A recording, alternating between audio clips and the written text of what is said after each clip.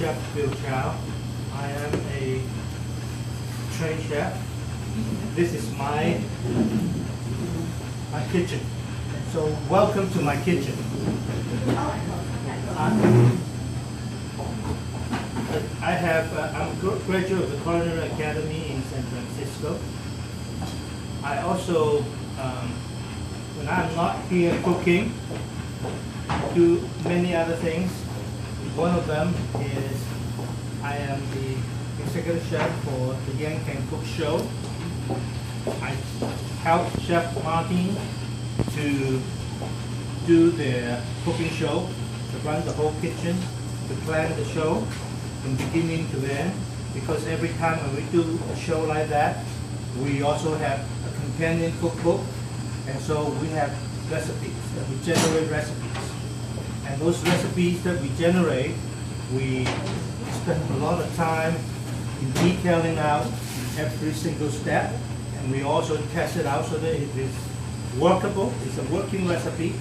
We go one more step to it, is to invite individuals who are not cooking professionals, housewife and student and whatnot, and have them come and follow our recipe. If the recipe that they follow come out 80% close what the original recipe is supposed to look like, then it is a very successful recipe. So I do that. I also give out classes over here for groups of folks who want to learn how to cook. And at the same time, we do private dinner over here. Stephen Church Group, I can seat 30 people in this capacity here. We have, as of April 1st, we no longer offer dining options here. We used to for the past 3 years. We have dinner, we have breakfast on Saturday and Sunday. It's very popular, but as I said, it's a strategy. Our company, we have to focus on one thing, and doing the catering is where our heart is, and giving our classes is what I like doing. So that is how I do it, and that's how I can offer you. If you have a private party, you want to come and talk to me, I can set it up for you and utilize this facility, and you will have the whole party for you. So it is aiming at smaller cooks. I have cooked over 1,000 people to 2 people, a couple.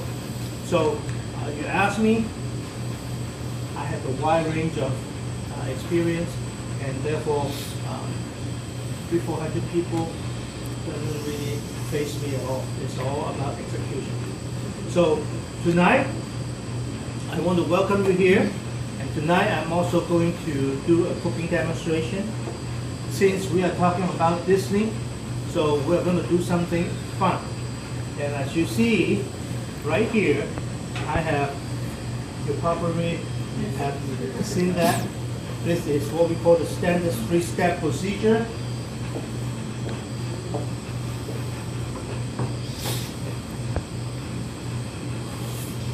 We are going to do a deep fried mac and cheese.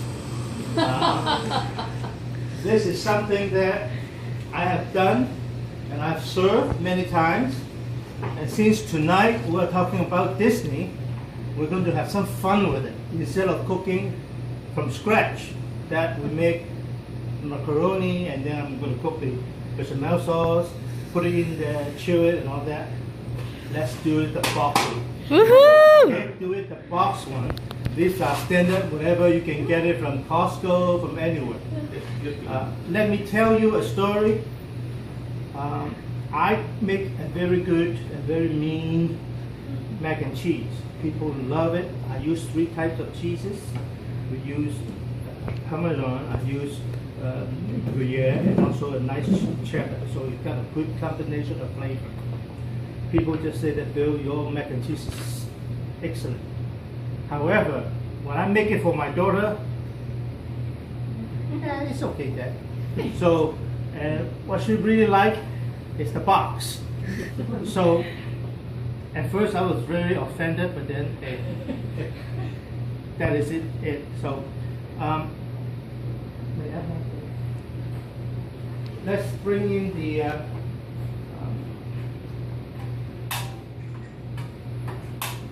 hot oil in here. We'll cook the macaroni and cheese according to your box instruction. Once it's cooked, we will put it in a sheet pan. You can get this from anywhere, and we'll put a paper underneath it. We'll spray on some kitchen spray so that when we inverted it after it's chilled, it comes out and also it peels off easy, like so. Okay. Otherwise, it will stick, and you can never ever get it out.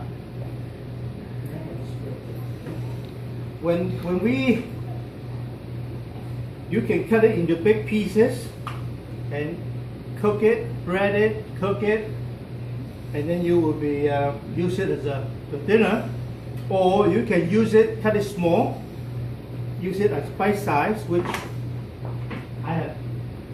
I make some ahead of time. Okay, let's put it here. When you do it, there's certain things that you needed to do. It's just way common sense. You spray your knife with cooking spray. Okay, this is Kirtland brand, so you know where to get it.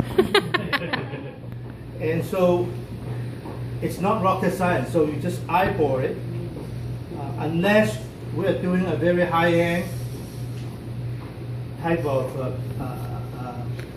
event that every bite has to be exact. Then you use a metal ruler and you measure it and you just actually cut it. But in this case, we just cut it at whatever size we want. After you cut it into pieces, I'll show you a technique. Now you see, when I cut it, it won't stick. If you don't spray it, it will stick all over the knife. This is just a little trick, okay?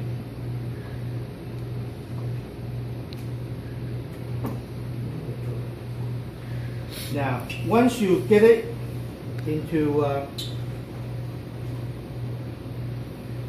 in this bite size, we go to what we call the three-step process: the flour, the egg wash, and then the crunchy outside. I use the Japanese panko because it is light, it's fluffy. But you can use anything. You can use cornflake, you can use tortilla chips, you can use Dorito if you want to. Yeah, anything you like for that, and then you do it. But when we are going through that process, this is the tedious part, and you need to either wash your hand real clean or wear the gloves. We call dry hand, wet hand process. You don't cross, because otherwise your finger will be full of those stuff over there, the flour and everything, and you probably can deep fry your fingers like that. So by doing so, you keep the hands off. If this is the dry hand, you put it in there, let it dry. Okay? So you put it in the egg wash. This is your wet hand. After you get it completed with it, and then you use your dry hand,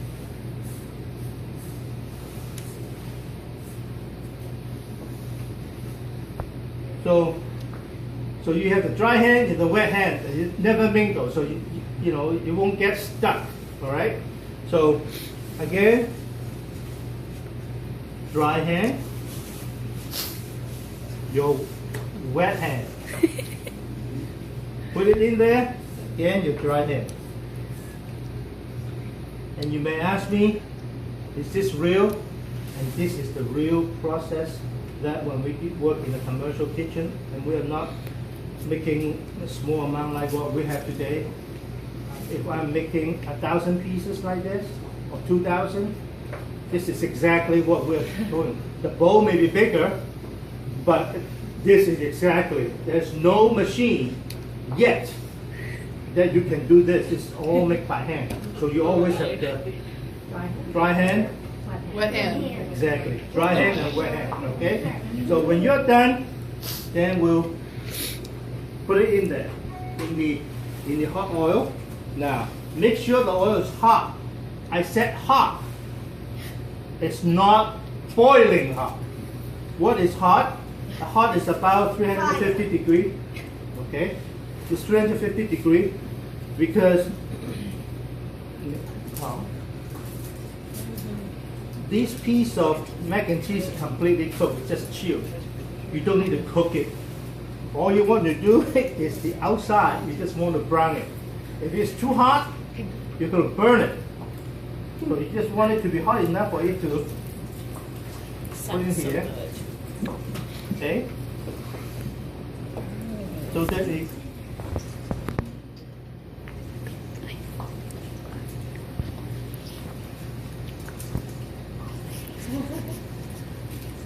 look at it, this is the perfect temperature. It looks like it's just trying to make water. Yes. And be careful, don't get too close, because when it's splatter, I don't want you to get hurt, okay? Now, look at this, isn't that beautiful? That is the perfect color. Looks like a spread phenotype. Yes. So we just put it on here. The reason that we have this is to drain the oil. Okay? Don't look at it and say, why do you need to do that? I can put it on a piece of paper. Yes, you can put it on a piece of paper. But the piece of paper is going to keep the vapor with the finishing product, and which that means it's going to, the vapor is getting to steam it, and which means it's going to make the outside that's crispy. You're trying to make soft. By doing what I'm doing here on a pan, then you will drain the oil, and yet you get air circulation so that it will stay crisp that much more. Okay? So let's put it right here, serve it to them. And I wanted to make a few pieces so you guys can taste it. Now this is a very simple thing to make, and yet you don't have to, you can make it and serve it to your friends, and when they come in, it can be a appetizer for your party, or when you have a dinner party, you can do it in a bigger block, something like this. Of course it's bigger, something like this, and then serve it on a plate. And what I like to do is to make a cheese sauce and just pour more cheese on top of this. Oh my god. Okay. To add dimension to the flavor, what you can do is to put some fried onion or fried scallion on top, so it'll give it the dimension. Okay? Yes? When you do that, put those onions on it. Not now. Not right now. What? Will you make all of it, all that, and do that? Not tonight. Not tonight. But it's just something that we can do. You know, we can do. Yeah. Okay. Do you test the oil to see how hot it is, or you just know on your burner or what? You can test it with flour, right? If you want to test it, you can test it with flour. You can throw a couple drops of the panko on there. Yeah, what should it do? Or, if you are Chinese like I am, you don't need to put anything in there. Splatter, right? A bamboo chopstick or the handle of a spider, put it in the middle, and just bubble come up. It's hot enough. Okay. Okay? You want it hot, you don't want it to boiling hot. Okay? So then you will be able to put it in there. How is it? Really good? It's simple, but it's so good. Yes. Now, What's the flour? So when you put the panko in there, what's the now let me explain to you Why I dip into the flour, then the egg wash, then the panko. You dip it in the flour so that the egg wash will adhere to the flour. Okay? So that the egg wash, otherwise the egg wash will just slide out. Then when the egg wash is stick to the flour, you put it into the panko. So the panko will stick to the egg wash. So you have nothing but what we call the skin. And then you deep fry it. The crunchy outside is what you want to achieve, the color. You look at it, beautiful golden brown color. The inside is already cooked. These are something that's comfort food. Or, at times, if you like more cheese like I do, I don't really like to eat small pieces like that. I like to make it bigger myself and I put a layer of cheese, good cheddar cheese in the middle. So I deep fry it about yay big, okay, 2-inch square. After you deep fry it and put on your plate, you cut it open, the layer of cheese, the cheddar cheese inside just ooze out. And there's nothing better than that, I can tell you. So that is something that you can try at home. So you would just stuff it in the square first before you do the breading, and then you fry it. Okay. Yeah, that is simple. And I want you to go home, and I want everyone here go home and try it. Okay, it's simple enough and yet it's tasty. And on a cool day, or on any day, it is just wonderful. Okay? Thank you. Thank you very much. Thank you.